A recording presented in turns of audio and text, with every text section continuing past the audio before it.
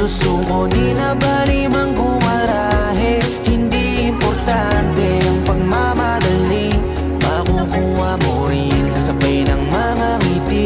Hayaan mo na yung mga puro lang salita, walang makakapigil lalo kung meron kang tiyaga. Maniwala ka lang, panahon lang din yan. Makakarating ka din sa tamang daan.